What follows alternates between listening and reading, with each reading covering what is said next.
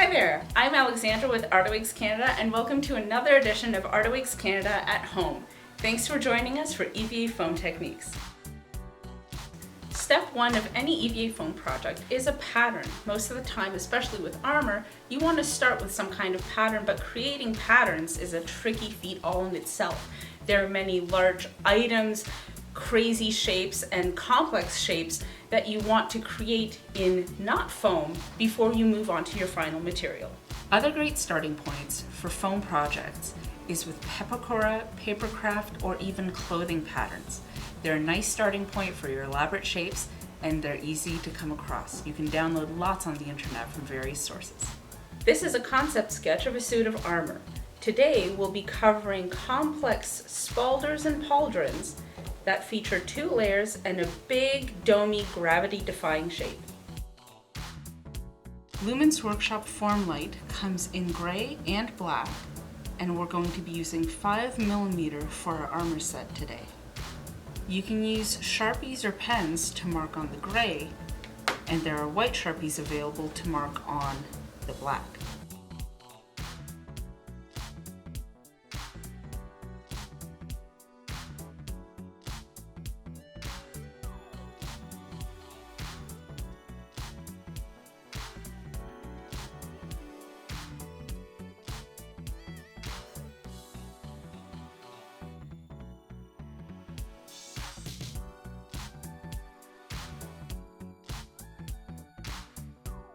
Before you cut your foam, make sure that your tool is really sharp.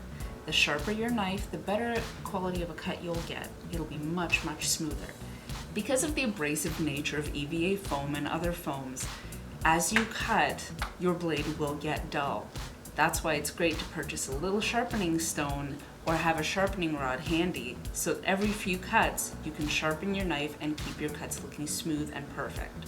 Sharpening stones are available on our website as well as some cooking supply stores for knives. When you're sharpening your knife, make sure to keep your fingers out of the way. I like to drag the blade away so that if I accidentally sweep it across my finger, I won't cut off a finger. When you're cutting your foam, don't extend a blade more than you need. This is a thin foam, so just a little bit will do. Make sure that your blade is at a perfect 90-degree angle from your foam, otherwise you'll end up with a bevel. Cut on the inside of your thick line, since that is where your pattern piece was. Remember not to cut your notch marks. These are there just to match up to other pieces, and you do not cut them.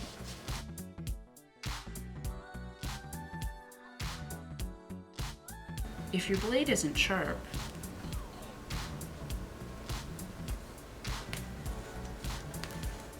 you'll need to do multiple passes, and your cuts will not be clean.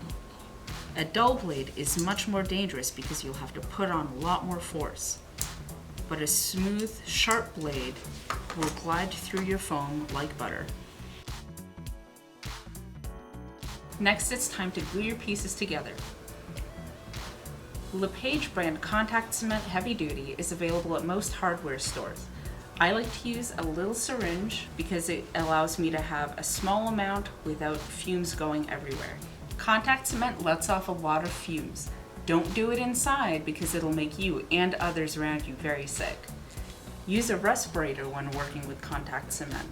You can get cartridge respirators on Amazon, and you can also get charcoal organic solvent filters and masks online.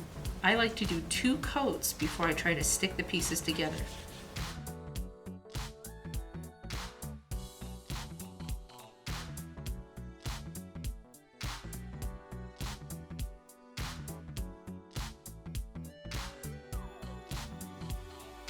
Don't leave your piece too long before you start gluing. I like to feel my thumb along the surface to make sure that the top of it is nice and smooth.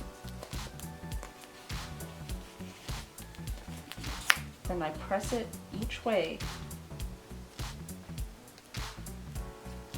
and now it's not going to separate. You can also rest your foam on a firm, smooth surface and gently guide them together. When you're about to match two sides that look like they might not fit, you can always tug and stretch your foam into shape and match your end and join your piece.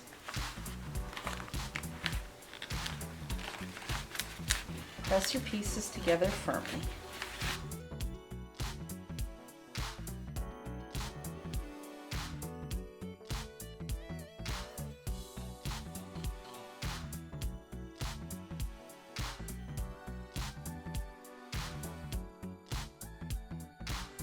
If you wait too long, your glue won't be tacky enough, and so it'll separate. Simply press the seam open, apply a very small amount of glue, wipe up any excess, wait for it to dry. Once dry, you can just press the seam together, and your seam will stay closed. Gluing inside fine angles such as these darts can be tricky. Gently fold it so that it's open and do your gluing. Don't be too forceful because you might tear the seam a little bit deeper than you intend. The important thing is to have more glue on the outside of your piece that will be on the outside of your surface. So as you're pressing your edge together, keep an eye on your end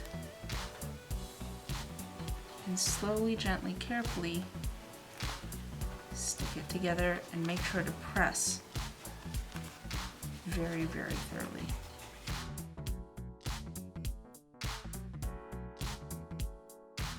Next, we're going to take our spalder and we're going to heat form it so that it's a lot more smooth on the curve.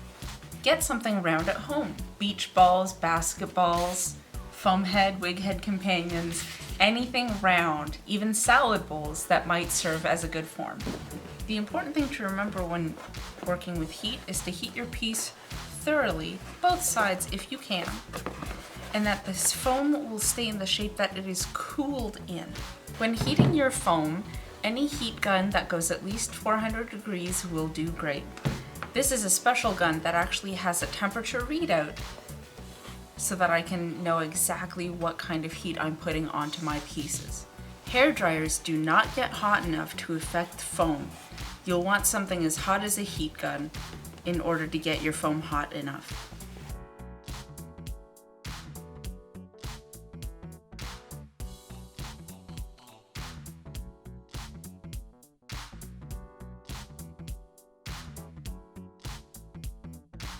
As you can see, by heat forming around a round object, flat surfaces are now a little more curved and our seams are now much more curved and much better blended. Whereas some foams like floor mat and craft foam might be too fragile and might start tearing at the surface when you try to use regular sandpaper by hand on them, Lumen's Workshop High Density Formlite, Hardlite, and Econo Foam are designed so that you can use regular sandpaper and you don't need an expensive Dremel or a noisy belt sander to use them. Even when you do your best to glue a perfectly nice seam, sometimes inevitably a little bit of glue gets out of place. Glue spillover is perfectly okay and can be easily cleaned up with either sandpaper, a Dremel tool, or sometimes solvents. I like to use 220 grit sandpaper and just do it by hand. It gives me the most control and ensures that I don't accidentally oversand my seam, thereby creating a gouge that I then have to fill. Solvents are also a possibility, but please be warned that as soon as you have something that dissolves your glue, not only will it dissolve the glue on your surface, but it will start to seep into the glue in your seam itself, and you could possibly dissolve your seam. When I'm sanding with sandpaper, I make sure that my edges are pointed away from my piece so that I don't accidentally gouge a harsh line into my piece. It's important to take your time with your sanding so that you don't remove too much material. Once your piece and area are sanded, then you can heat seal it with a heat gun to make the surface smoother. You can also use sandpaper to even out surfaces and seams that didn't quite line up all the way. Here I have 1 millimeter of surface, that is higher on this side than this side.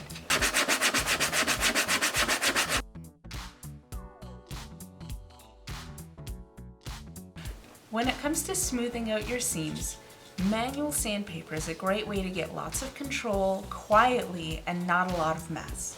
It ensures that you can do slow work, deliberate work, and you're not going to accidentally take off too much material when finishing your seams.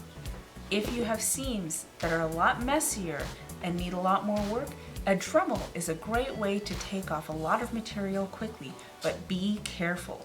Depending on the density of your EVA foam or foam clay, it could take off a lot more material than you anticipated, and that will leave you with damage that you then have to repair or fill in.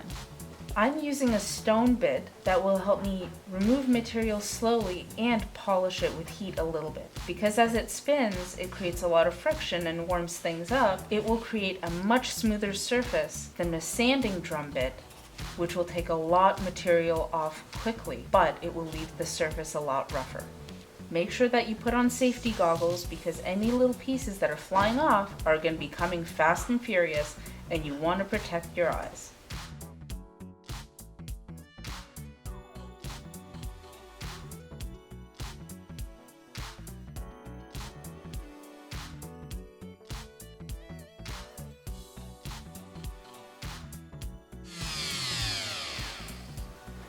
Control your tool until your bit is at a complete standstill. A motorized bit can be very dangerous if it contacts something, and it can whip itself across your table, injuring you and your work.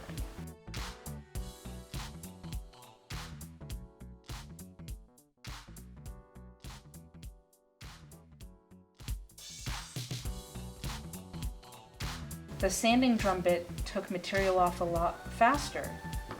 It left my surface a lot rougher that I'll then have to manual sand or go over with my smoother stone bit. Sanding drum bits are also harsh at the edge, and it's easy to accidentally gouge a line in your piece if you're not careful.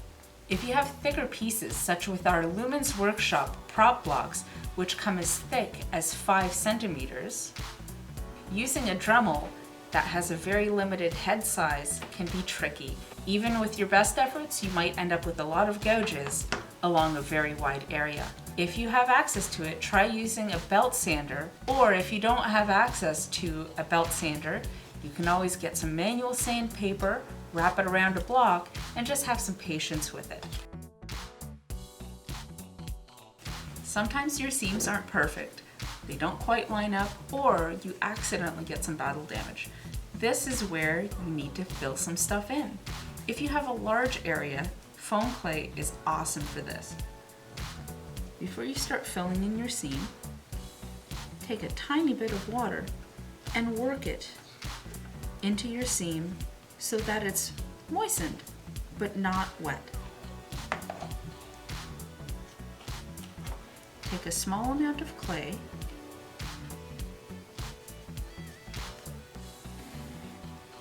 and press it into the area you need to fill. It's always best to overfill by a little tiny bit, because once it dries, you can sand it with just regular sandpaper.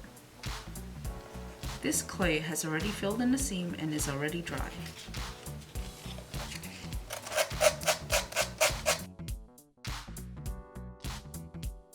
Use gentle sanding pressure so that you don't take off too much material and that you're left with a nice smooth seam.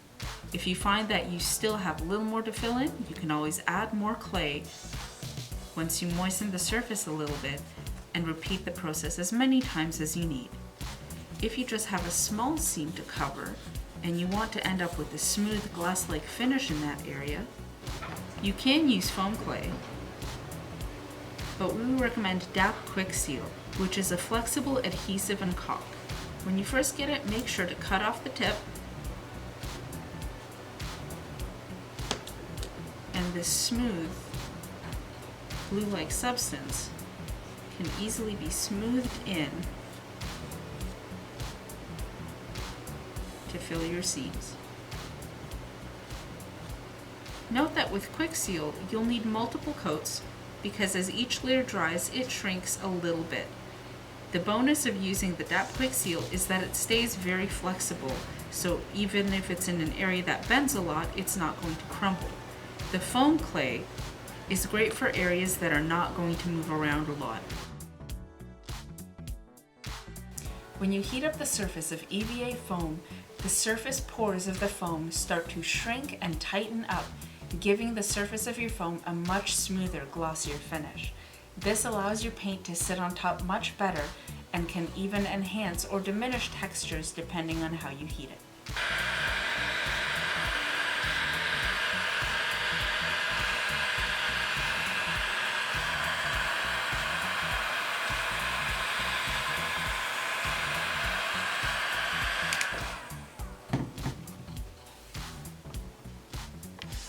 Heat the surface of your foam until it starts to turn glossy. Be careful not to hold your heat too much in one area, otherwise you risk burning your foam.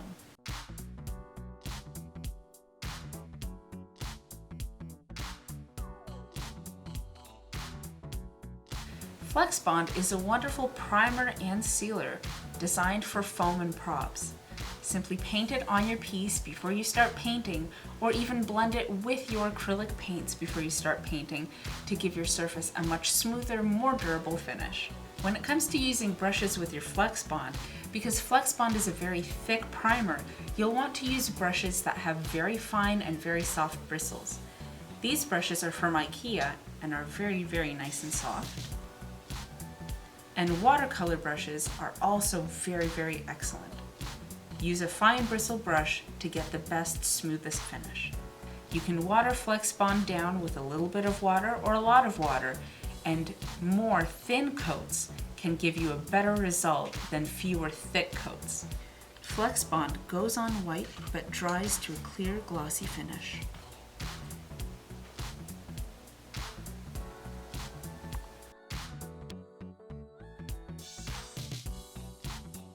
If brush marks are giving you trouble, while your Flex Bond is still wet, simply dip your brush in water and gently gloss in the opposite direction with the brush. This is our 5mm Lumens Workshop Form Light.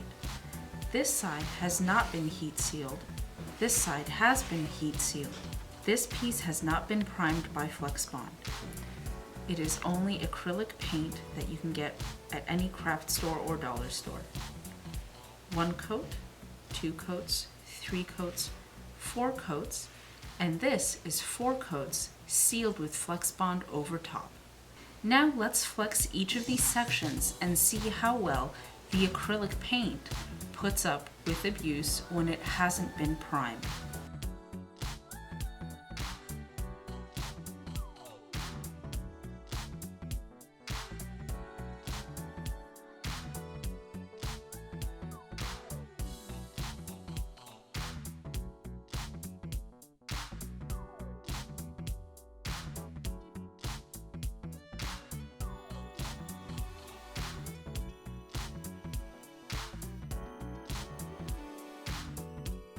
As you can see, the unprimed acrylic paint, after 4 coats, started to flake off and showed creases really easily. But by sealing the surface with Flex Bond, it seemed to help the durability quite a bit. Although it didn't flake, it did create some wrinkles when it was flexed back and forth. These wrinkles are easily removed by gently heating it with a low temperature hairdryer, not a heat gun.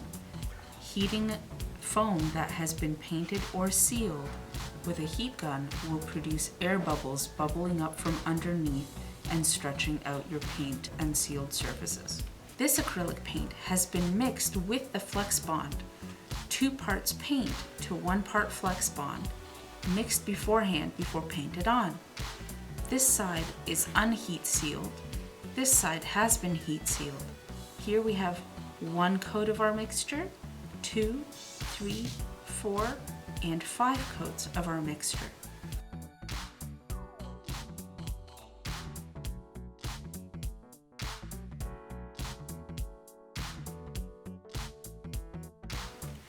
As you can see, When blended with the Flex Bond, the acrylic paint has far superior properties than just acrylic paint alone. This piece was not primed with Flex Bond at all, and because the Flex Bond is now part of the acrylic paint, you can start painting and priming right away and have the durability of the Flex Bond with your color right away. When it comes to the paints that you choose for your project, if your piece is going to be banged or flexed, your paint needs to have the same properties that it can withstand that. Spray paints, for the most part, are not flexible, and when they are bent, crushed, or flexed, the paint, even with any kind of sealer or primer, will tend to crack. Acrylic paint, by itself, over time does become brittle and also cracks or chips. That's where blending your acrylic paint with Flex Bond will give it the superpowers of lots of flex and durability over time. This piece has been spray painted with no primer underneath with a multi-surface spray paint. This side is raw, and this side has been heat sealed. This is one coat of spray paint, this is 2 coats of spray paint, and this is 2 coats of spray paint, then sealed with Flex Bond over top. Note that the Flex Bond over top of the spray paint created a more matte finish. Test out the interactions between your sealers and your primers and paints before you start painting on some scrap pieces. Different formulas of paints interact with each other differently and can create unexpected but sometimes wonderful results. As you can see, between the unheat sealed surface and the heat sealed surface, the unheat sealed surface allowed the paint to seep much more into the foam than the tightened closed pores of the heat sealed surface. Let's flex this piece and see how it puts up with abuse.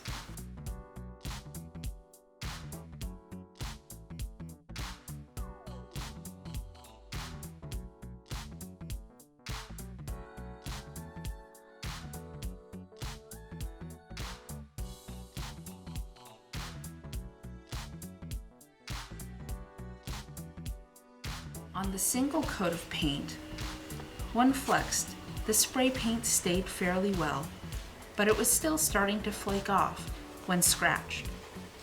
In the middle section, where it's 2 coats of spray paint, this is where the cracking was a real problem, and it started to flake off fairly easily when scratched.